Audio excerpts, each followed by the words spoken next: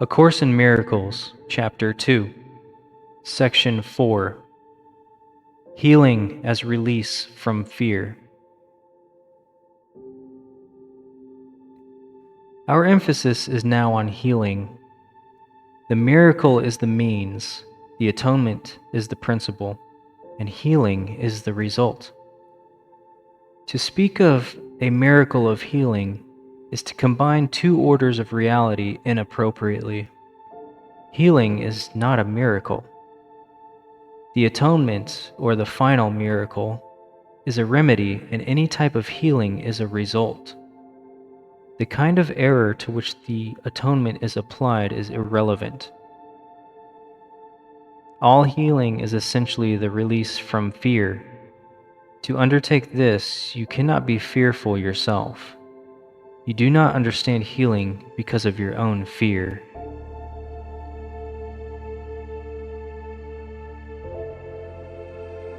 A major step in the atonement plan is to undo error at all levels.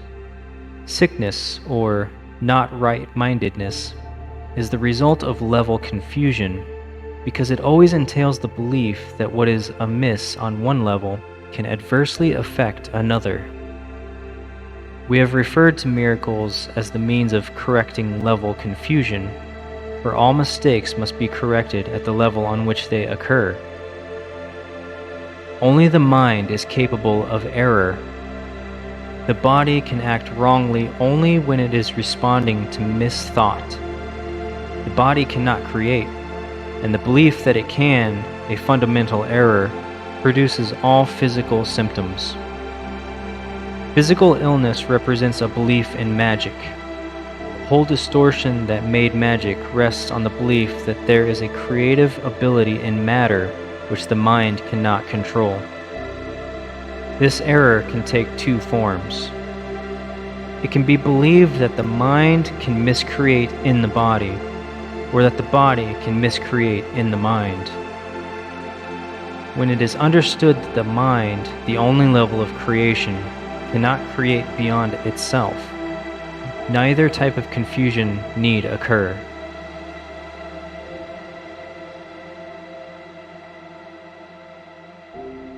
Only the mind can create because spirit has already been created, and the body is a learning device for the mind.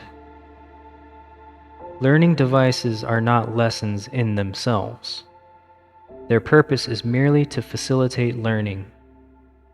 The worst a faulty use of a learning device can do is to fail to facilitate learning. It has no power in itself to introduce actual learning errors. The body, if properly understood, shares the invulnerability of the atonement to two-edged application. This is not because the body is a miracle, but because it is not inherently open to misinterpretation. The body is merely part of your experience in the physical world. Its abilities can be, and frequently are, over-evaluated. However, it is almost impossible to deny its existence in this world.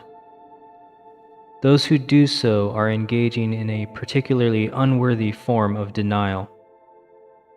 The term unworthy here implies only that it is not necessary to protect the mind by denying the unmindful. If one denies this unfortunate aspect of the mind's power, one is also denying the power itself.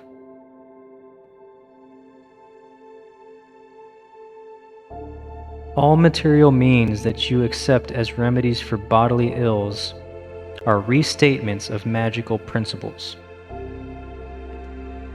This is the first step in believing that the body makes its own illness. It is a second misstep to heal it through non-creative agents. It does not follow, however, that the use of such agents for corrective purposes is evil. Sometimes the illness has a sufficiently strong hold over the mind to render a person temporarily inaccessible to the atonement. In this case, it may be wise to utilize a compromise approach to mind and body, in which something from the outside is temporarily given healing belief. This is because the last thing that can help the non-right-minded or the sick is an increase in fear. They are already in a fear-weakened state. If they are prematurely exposed to a miracle, they may be precipitated into panic. This is likely to occur when upside-down perception has induced the belief that miracles are frightening. The value of the atonement does not lie in the manner in which it is expressed. In fact, if it is used truly, it will inevitably be expressed in whatever way is most helpful to the receiver. This means that a miracle, to attain its full efficacy, must be expressed in a language that the recipient can understand without fear.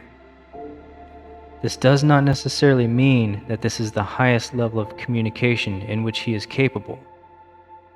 It does mean, however, that it is the highest level of communication of which he is capable now. The whole aim of the miracle is to raise the level of communication, not to lower it by increasing fear.